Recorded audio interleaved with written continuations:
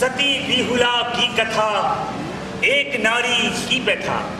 सदियां बीत गई, सदियां बीत गई, गाथा रही यथा। इंद्र के दरबार में, इंद्र के दरबार में नाचती थी अप्सराएं, बिजली पग में बांध के कौंधती थी अप्सराएं। ठीक ठीक तभी घोर झगड़ा हो गया दरबार में, डोलने को था इंद्रासन, डोलने को था इंद्रासन, सब चकित एक बार में। थी नीलम एक अप्सरा, कामदेव की प्रेयसी। थी नीलम एक अप्सरा, कामदेव की प्रेयसी। भांड था जिसकी आंखों में थी नीलम यूं चढ़ी, भांड था जिसकी आंखों में थी नीलम यूं चढ़ी। वो बनाना चाहता था अप्सरा को सजी। हो गया था द्वंद्व, हो गया था द्वंद्व, जब वो बात हद से जा बढ़ी। इंद्र ने आक्रोध में उन सबको शापित किया, भेज के भूलोक में उन सबको दंडित किया। जम्मूदी पे आर्यावर्ते चंपा नगरी काविता, आज भागलपुर में है, आज भागलपुर में है आवाज सूरजपुर। भांड जन्मा बन के ब्राह्मण, भांड जन्मा बन के ब्राह्मण, नाम विषहर था परा, और नागिन बन के जन्मी ज्योति श्यामा।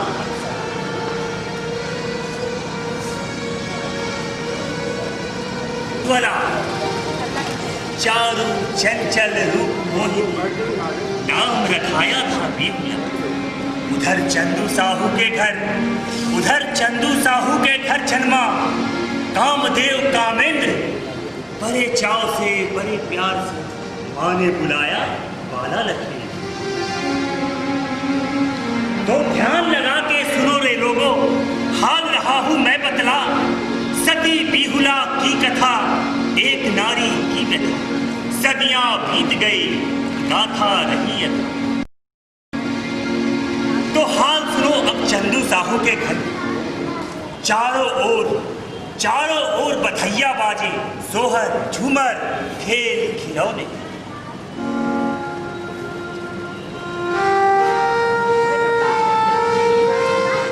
बरस 18 बीत गए, हुआ लखेंद्र जवान, चौड़ी छाती आंख सुरमई, वीर योद्धा था महान। उसकी ख्याति दूर दूर तक फैली, उसकी ख्याति दूर दूर तक फैली, जैसे पंख लगाए। मर्द उसको देख के जलते, नारियां थी नेह लगाए। उधर काल भी खेल नया, खेलने को था आतुर। उधर काल भी खेल नया, खेलने को था आतुर। कहते हैं कि मूर्ख भी अपने घर संझा में आता है। कहते हैं कि मूर्ख भी अपने घर संझा में आता है, लेकिन रस्सी जल जाती है मगर बल नहीं जाता है। विषहर ने भेजा नागिन को, विषहर ने भेजा नागिन को, सारी साजिश को दिखलाए। रूप धरा सुंदर नारी की, नागिन ने माया दिखलाई।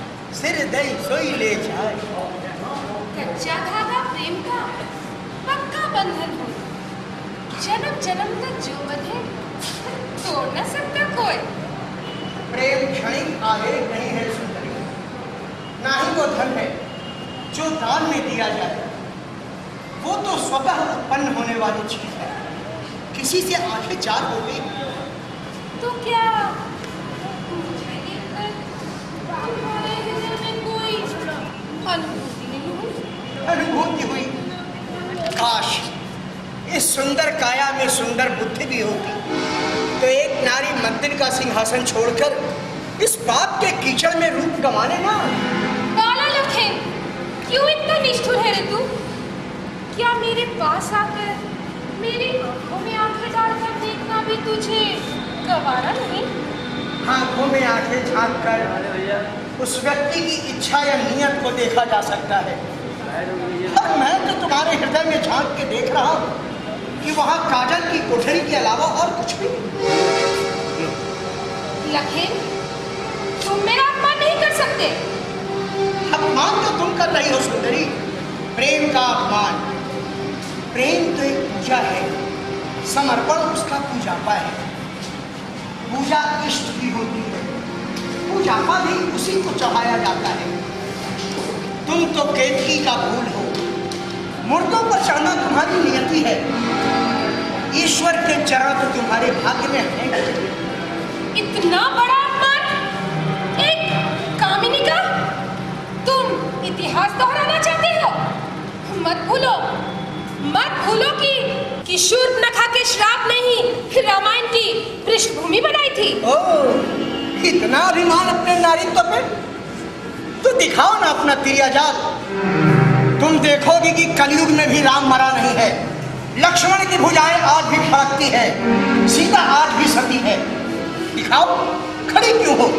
दिखाओ ना अपना तिरियाजाल। क्यों खड़ी हो? दिखाओ।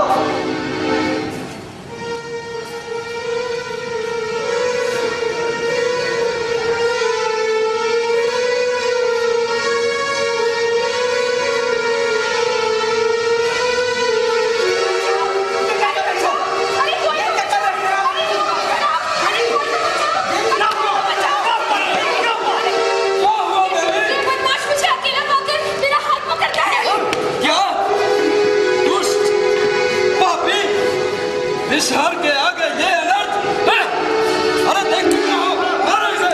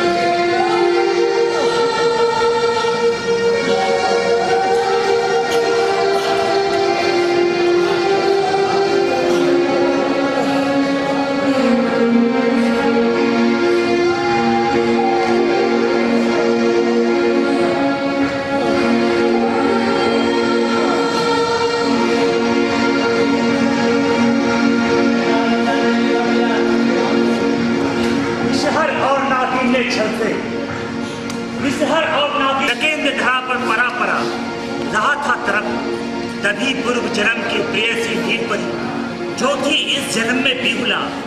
उसके स्पर्श मात्र से ही नकेंद्र हुआ स्वस्थ।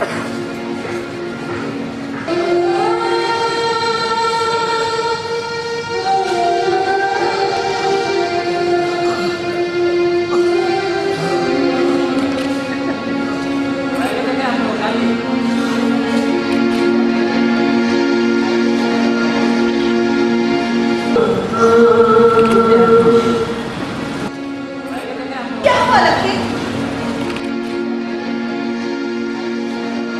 आप कौन सी देवी? मैं हूँ बेचू साहू की पुत्री बिहुला। आप मुझे कैसे जानती?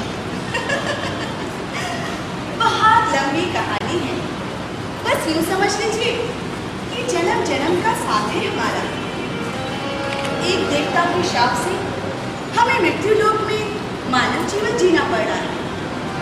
मैं बेचू साहू के घर में जन्मी बिहुला बनकर, और आप चंदू साहू के घर में जन्मी बाला लखेंद्र बनकर। बड़ी मजेदार बातें करती हैं आप।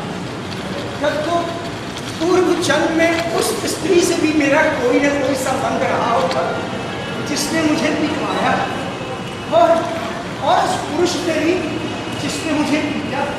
तो क्या आप अपनी दैवी शक्ति खो चुके हैं स्वामी? मुझे मालूम है वो दुष्टा और कोई नहीं, श्यामा परी है जो इस जन्म में नारी बनकर जन्मी है, और वो दुष्ट आदमी वही विषय है। दोनों हमारे दुश्मन हैं। और आप? मैं? आप ही बताएं, हम बांधे आपने? मैंने दिया तू मेरी धारा, युग युग से है साथ हमारा, तेरा प्रेम सहारा मेरा, तेरा प्रेम सहारा मेरा, मेरे बिछड़े जन्म जन्म के साथी, ओ मेरे बिछड़े जन्म जन्म के साथी, मेरे बिछड़े जन्म जन्म के साथी। अरे अरे अरे ये तो कमाल हो गया, ये तो कमाल हो गया। आपका स्पर्श पाते ही मैं ठीक हो गया। हाय राम, मैं तो भूल ही गई। माँ ने गंगा जल लाने को कहा था। आज घर में पूजा है ना, मैं जाती हूँ। ओह, मैं नहीं समझा आप मेरे लिए आए।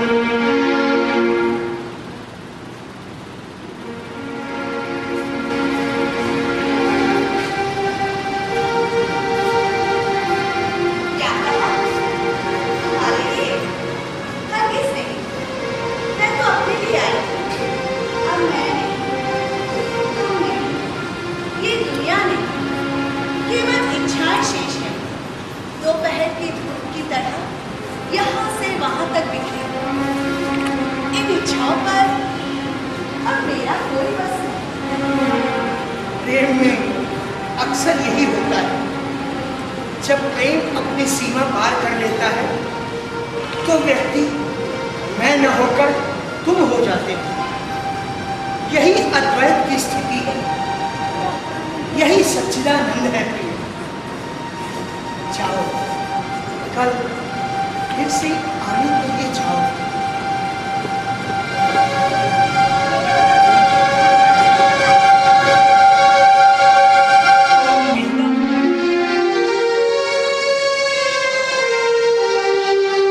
जिस बेकार होता देख विषहर हुआ क्रोधित, लगा नागिन को फटकारने, फिर चली एक नई चाल, जिससे बाला लखेंद्र और बिहुला हुए बिहार। भगीना!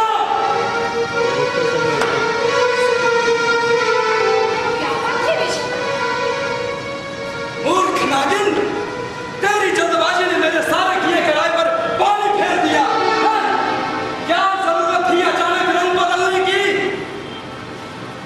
सुन, आदमी 3 तरह के होते हैं, उत्तम, मध्यम और नीच। नीच व्यक्ति को वासना से, मध्यम व्यक्ति को प्रार्थना से और उत्तम व्यक्ति को उपासना से जीता जाता है। लेकिन तू मूर्खा, नागिन की नागिन ही ठहरी। तुरंत कुंडली मारा, तुरंत फन को उठाया और तुरंत प्यार लिया।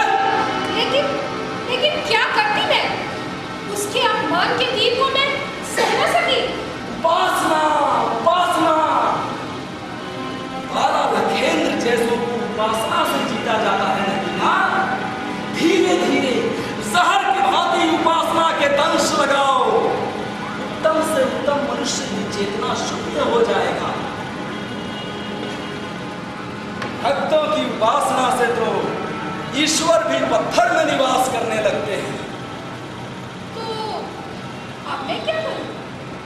हाँ, ये पासा तो उल्टा पड़ गया है नगीना। अब तो कुछ और करना पड़ेगा। बाला लखेंद्र और बिहुला को बर्बाद करने के लिए अब उनकी शादी जरूरी है। हाँ, बिहुला को विधवा बनाकर एक साथ दोनों से बदला ले लेंगे हम, एक साथ। मतलब ये कि बाला लखेंद्र और बिहुला की शादी हो जाए तो सुहाग की रात तुम्हारा जहर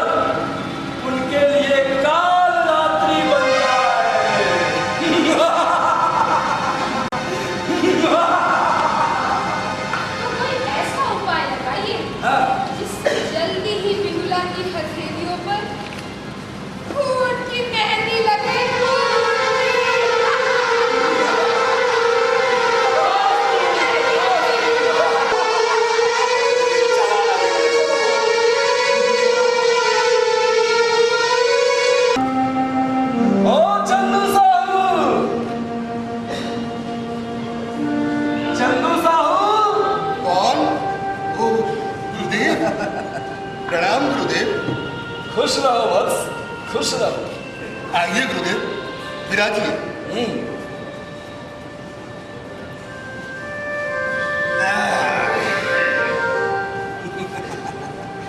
इधर आओ चंदू साहू। सुना है तुम्हारा पुत्र लखेंद्र विवाह के योग्य हो गया है। हाँ गुरुदेव। मैं तुम्हारे पुत्र के लिए एक अति उत्तम प्रस्ताव लेकर आया हूं चंदू साहू। क्षमा करें गुरुदेव। सुनो चंदू साहू, सुनो। बेचू साहू की पुत्री बिहुला सर्वगुण संपन्न है, रूप की मल्लिका है।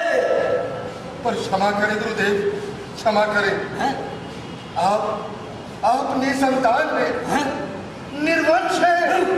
ऐसे कामों में अशुभ घटक नहीं चलते। चंदू साहू, गुरुदेव का अपमान। गुरुदेव क्षमा करें गुरुदेव। मैं रीति रिवाज और धर्म के लिए रीति रिवाज को नहीं बदल सकता, गुरु के लिए धर्म को नहीं बदल सकता। तो मैं तुम्हें श्राप दे दूंगा चंदू साहू, बर्बाद कर दूंगा, बर्बाद। गुरुदेव, बर्बाद नहीं है हमें। हाथी पर बैठकर घूमने वाले कुत्तों के भौंकने से डरा नहीं करते। मैं तुम्हारे कहने से बिहुला से शादी नहीं कर सकता। जरूर इसमें तुम्हारी कोई ना कोई चाल होगी। जाओ, चले जाओ यहां से और जाकर अपना चेहरा उसी तरह बालू में छिपा लो जिस तरह तूफान आने पर शुतुरमुर्ग अपना चेहरा छुपा लेता है। लखेंद्र! चंदू साहू के पास बिसर गया था बिहुला और लखेंद्र की ये शादी की आस। चंदू साहू और लखेंद्र ने तोड़ दी उनकी आस। क्रोधित हो नागिन और विषहर ने, क्रोधित हो नागिन और विषहर ने किया भयंकर तांडव। चारों ओर अकाल से होने लगा त्राहिमाम।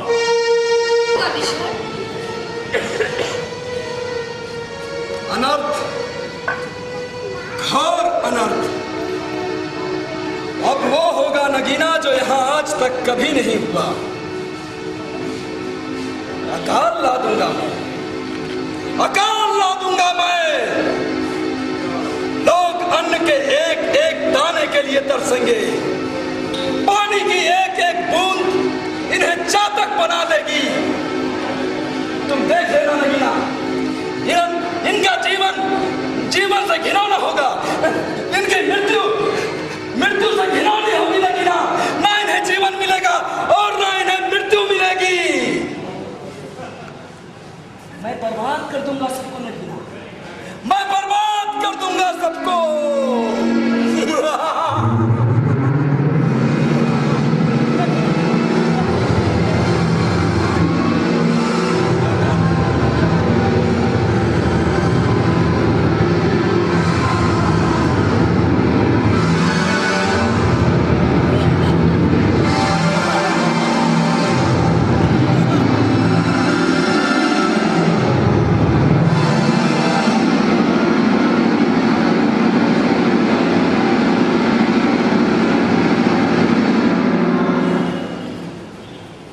क्या हो रहा है?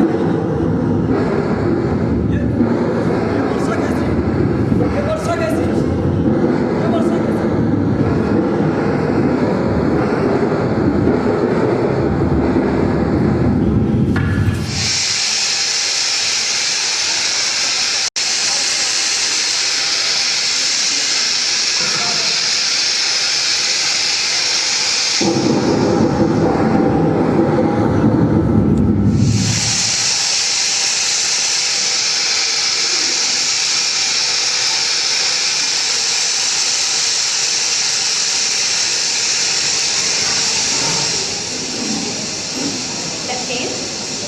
विषय की दाल याही ना गली।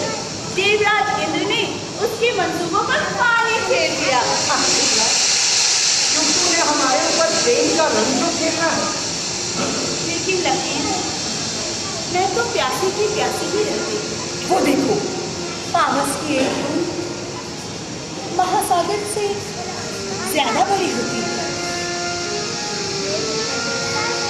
वो देखो, घटाओं ने काजल चुराकर बिजली ने तुम्हारे पाजेब चुराकर और सावन ने तुम्हारी आंखों से काजल चुराकर इस धरती को मालामाल कर दिया है। लेकिन फिर भी मैं तो प्यासी ही रह गई ना।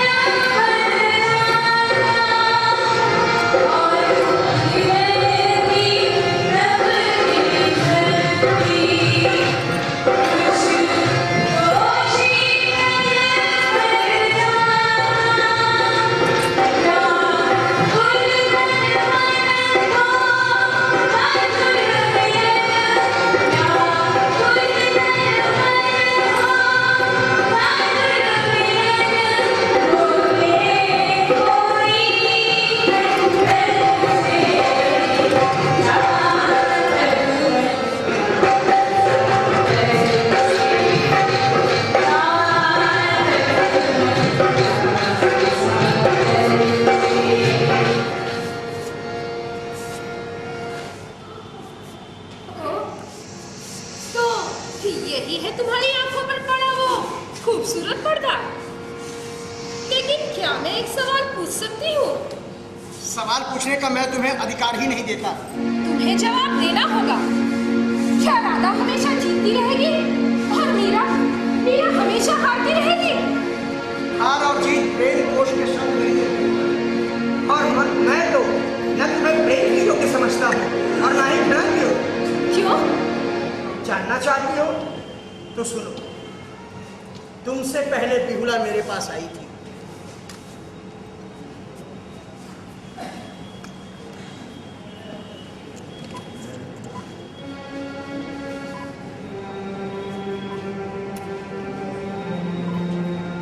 लेकिन प्रेम तो मैंने मांगा ना तुमसे पहले।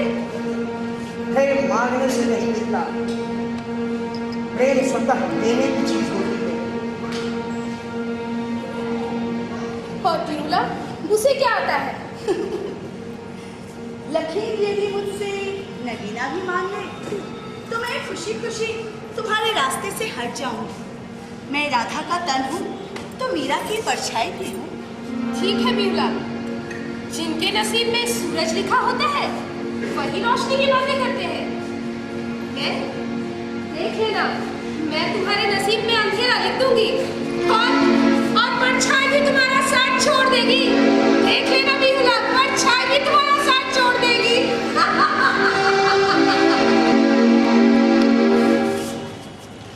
पिताजी आप? हाँ, देखने आया था कि एक बेटी ने बाप की नाक काटने में कितनी कसर छोड़ी है। मत कहो मुझे पिता।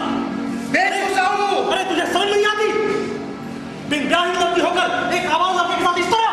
बेचू साहू, तुम हमारे लड़के को हमारा नहीं कह सकते। अरे तुम्हारी बेटी बिहुला ही से यहाँ बुलाती है मिलने के लिए।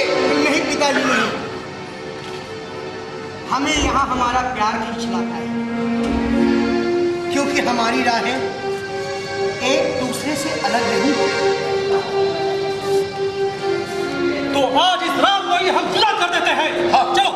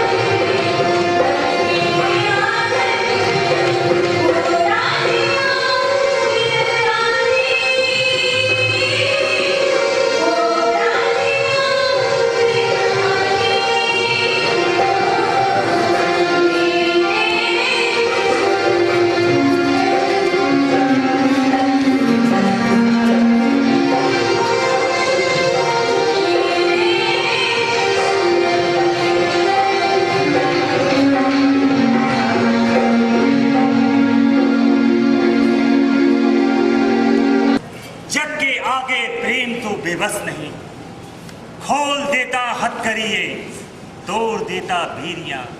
प्रेम तो आजाद पंछी, क्या करेगी बेरियां। बाला लखेंद्र और सती बिहुला तोड़ बंधन आ गए, गंगा तट पे दोनों बदली बन के जग पे छा गए।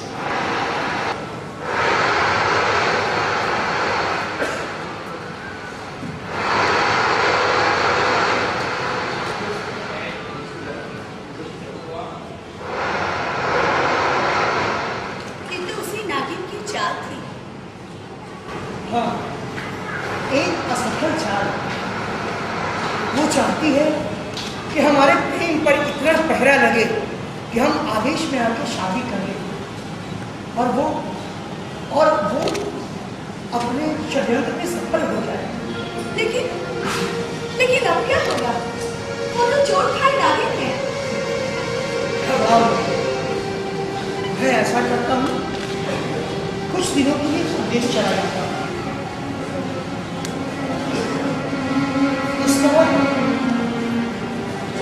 इस तरह नागिन और विषद भी शांत हो जाएंगे और हमारा ब्याह निकल जाएगा। और जब मैं परदेश में रहूंगा तो यहाँ तुम्हारे ऊपर किसी तरह की कोई आपत्ति भी नहीं है। लेकिन मैं यहाँ किसके सहारे रहूंगी? तुम यहाँ देवराज इंद्र के सहारे रहो, गंगा मैया के सहारे रहो। ऐसा करता हूँ, मैं आज ही चला जाता हूँ। तुम अपना ध्यान रखो।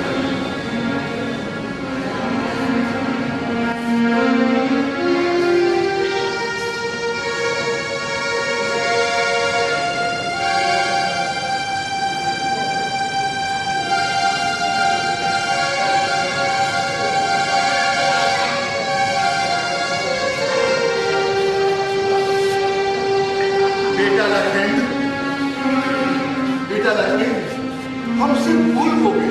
हाँ बिहुला, हमने भी तुम्हारे प्यार होना पहचाना।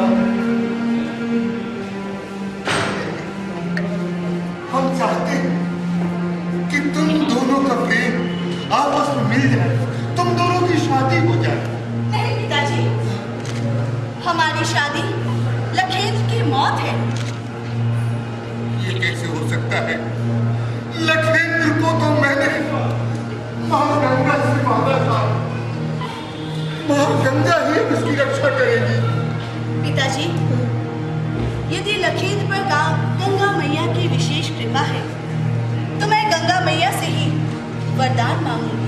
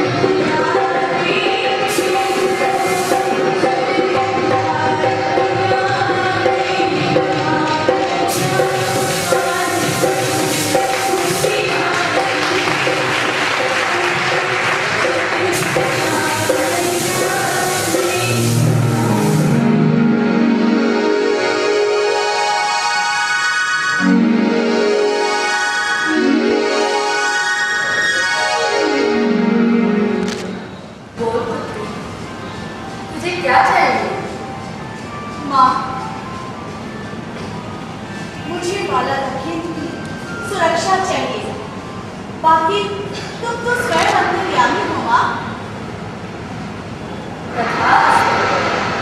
जा बाबा लक्ष्मण से क्या करते, तेरा कल्याण होगा।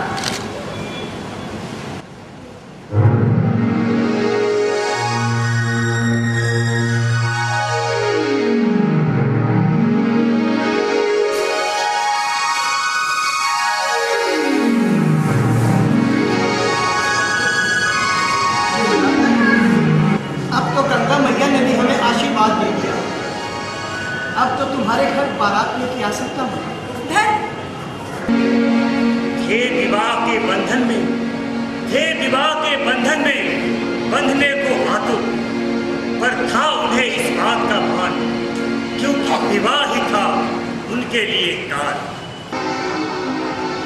नगीना, इधर आओ नगीना। हम जीत गए नगीना, हम जीत गए। आज की रात बाला लखेंद्र की आखिरी रात होगी। कल का सूरज उनके लिए काली रोशनी लेकर आएगा, जिसमें बिहुला की सुनी मांग सुनसान रास्ता बन के रह जाएगी। बहुत दिनों से जीभ लपलपा रही थी। अच्छा, गर्म ताजा लहू चखने के लिए। याद है तुम्हें पिछली बार किस तरह हमने लखेंद्र के 6 भाइयों को डसा था? अवश्य नहीं ना, अवश्य हमें याद है। अपने 6 बेटों की मौत पर कितना रोया था चंदू साहू। कैसे भूल सकता हूँ वो हसीन नजारा नगीना। लेकिन इस बार उसे ज्यादा नहीं रुलाऊंगा, जल्दी ही उसे यमपुरी पहुंचा दूंगा।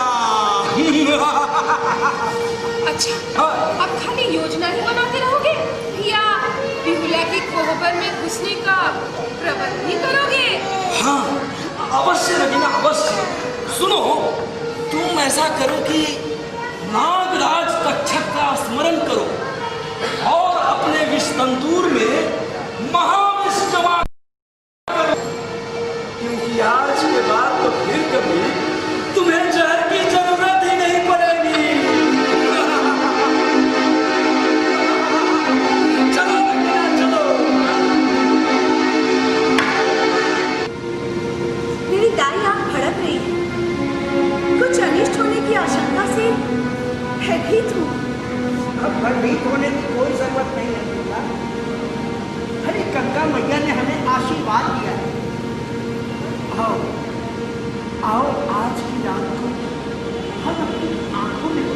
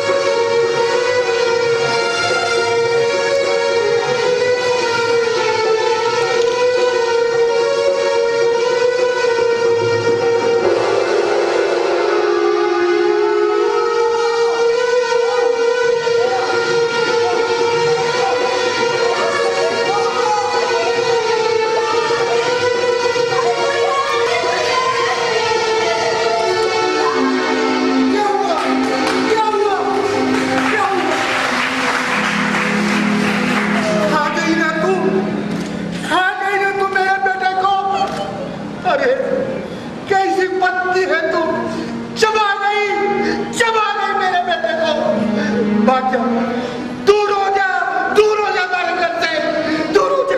लखेंद्र क्या पिताजी, यदि मैं घायल हूँ और मैंने अपने पति को मारा है, तो आप ये बताएं कि आपके 6 पुत्रों को किसने मारा? उस समय तो मैं यहाँ ना थी। मेरे पति का हत्या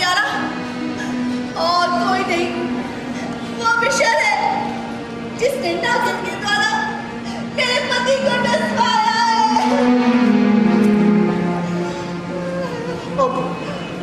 अब क्या होगा पुत्री?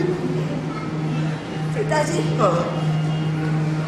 मैं अपने पति के शव को सुरक्षित रखूंगी और गंगा मैया से इनके लिए भीख मांगूंगी। माँ गंगा ने तो वरदान दिया था इसे, वरदान दिया था।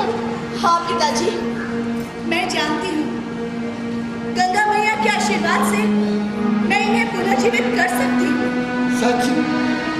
लेकिन मैं चाहती हूँ कि मेरे पति के 6 बड़े भाई भी पुनर्जीवित हो जाए तथा ये विषैला नागिन हमेशा हमेशा के लिए समाप्त हो जाए।